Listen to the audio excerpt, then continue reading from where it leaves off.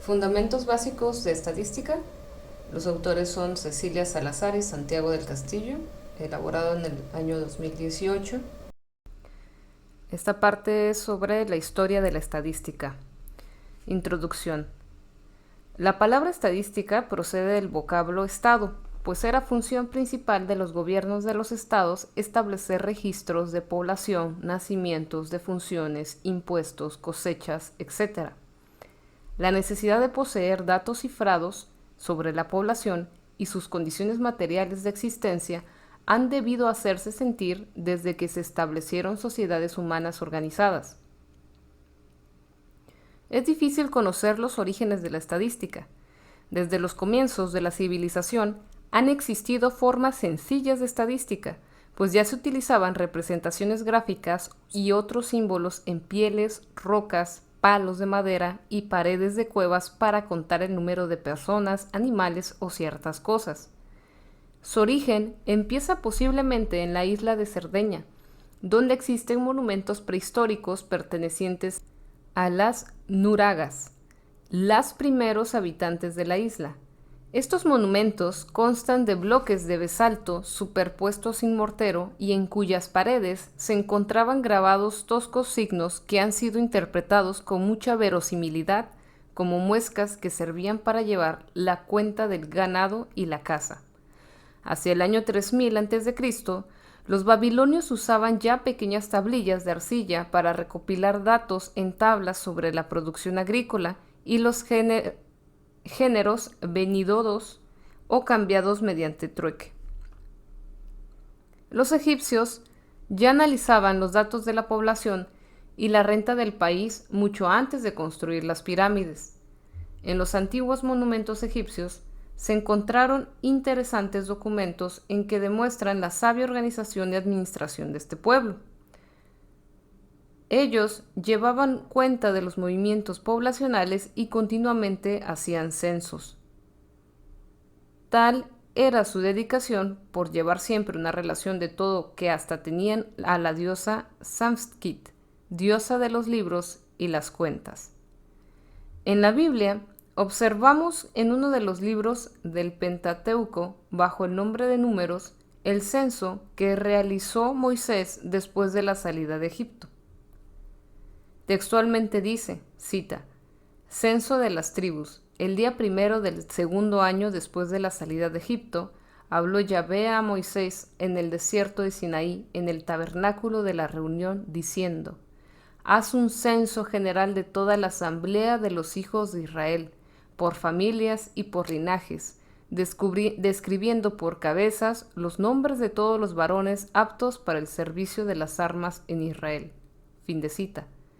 En el libro bíblico, Crónicas, describe el bienestar material de las diversas tribus judías.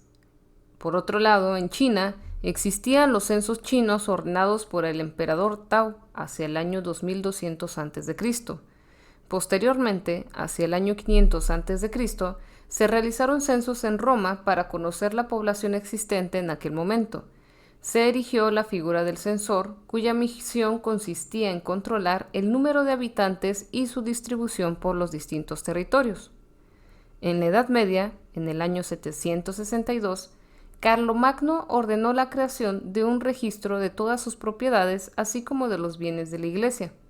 Después de la conquista normanda de Inglaterra en 1066, el rey Guillermo I el Conquistador elaboró un catastro que puede considerarse el primero de Europa. Los reyes católicos ordenaron a Alonso de Quintanilla en 1482 el recuento de fuegos, hogares, de las provincias de Castilla.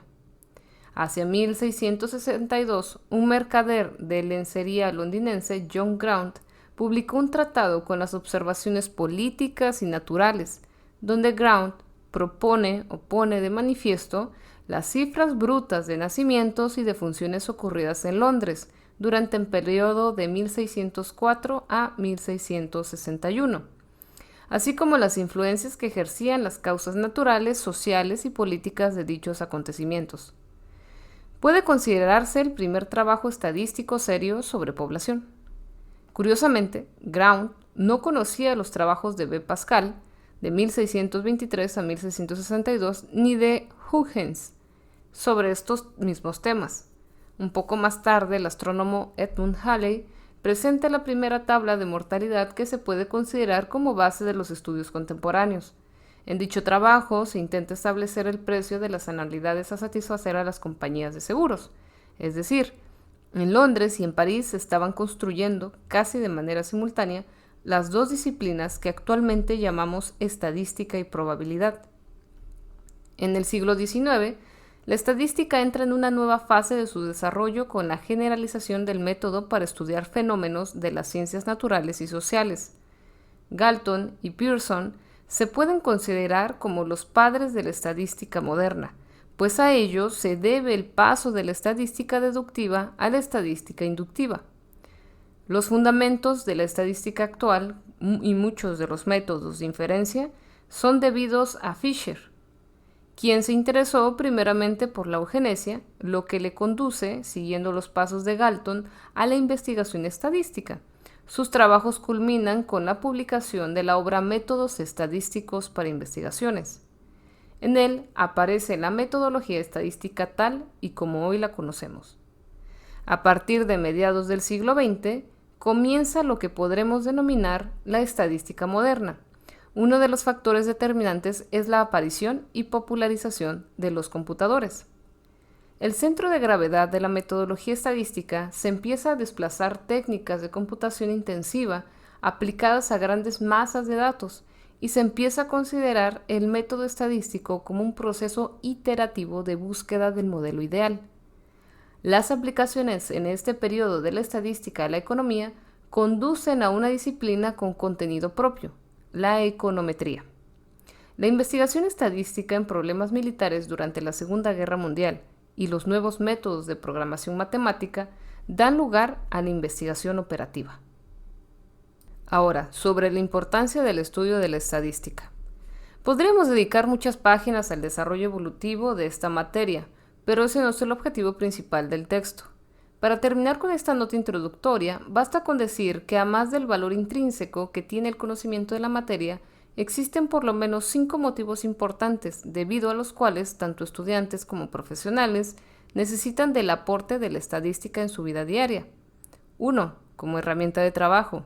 En todas las ciencias, la estadística aporta sus métodos para sintetizar, representar y establecer conclusiones sobre el comportamiento de datos.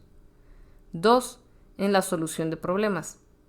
En los procesos investigativos, el aporte que brinda la estadística es fundamental para absolver las preguntas: ¿cómo mejorar el ensayo?